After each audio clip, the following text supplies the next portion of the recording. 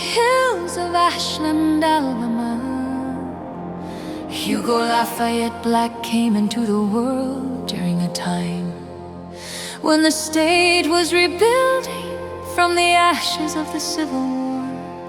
The Alabama of his youth was a place of divided opportunity, a land of cotton and coal, of courthouse steps where justice was argued as fiercely as it was denied. In that world, young Hugo grew to believe that the law could be a force for order and fairness, that reason could guide a state still shadowed by the past.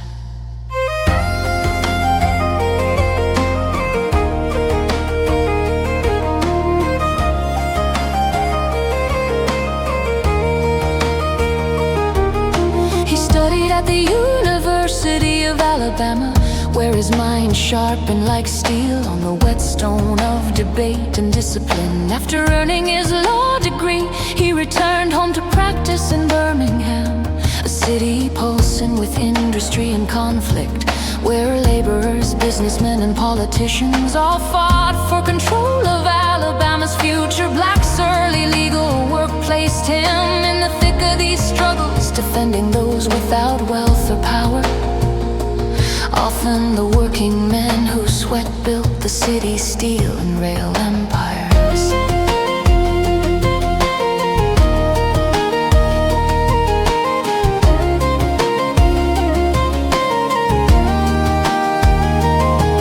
In 1910, as Sandring, he entered the U.S. Senate, one of Alabama's youngest senators, fiery and unafraid.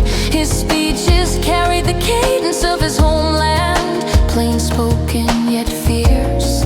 He demanded accountability, transparency, and integrity from government and industry alike.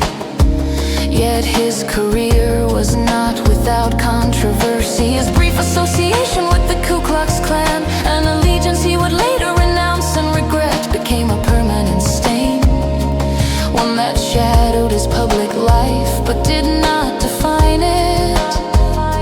From that shadow he forged a new path, one marked by an unwavering belief in constitutional principles. When President Franklin D. Roosevelt appointed him to the Supreme Court in 1947, Hugo Black's life transformed once more. From the rolling hills of Alabama to the marble halls of Washington, his journey embodied both contradiction and courage.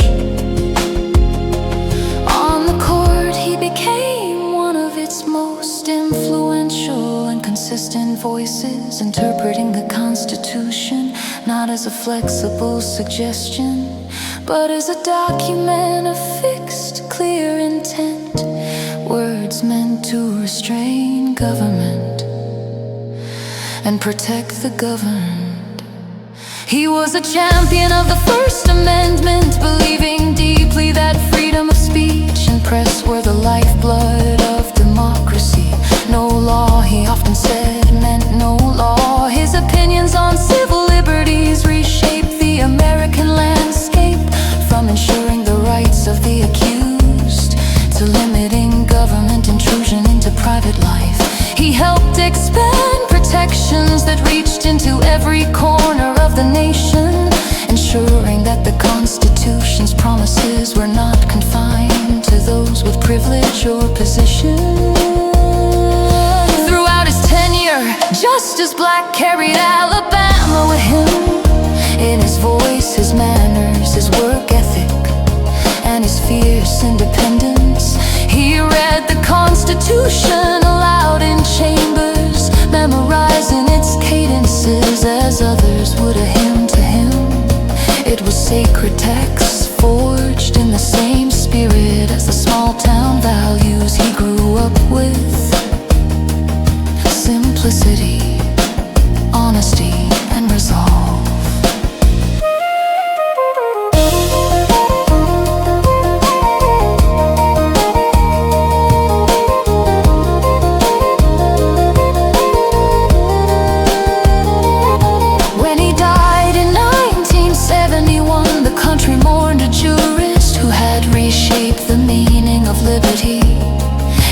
Alabama, the people remembered a man who rose from the red clay of Clay County to the highest court in the land. His journey was not spotless nor simple, but profoundly human, a reflection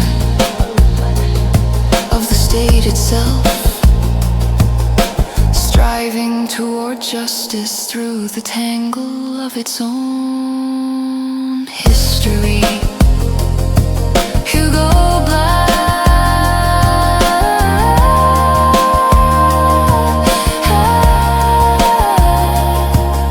the son of Alabama, he grew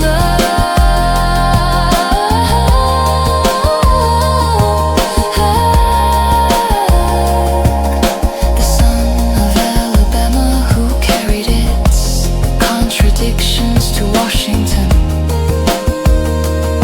whose words continue to echo in courtrooms and classrooms, wherever freedom is tested and the Constitution stands guard.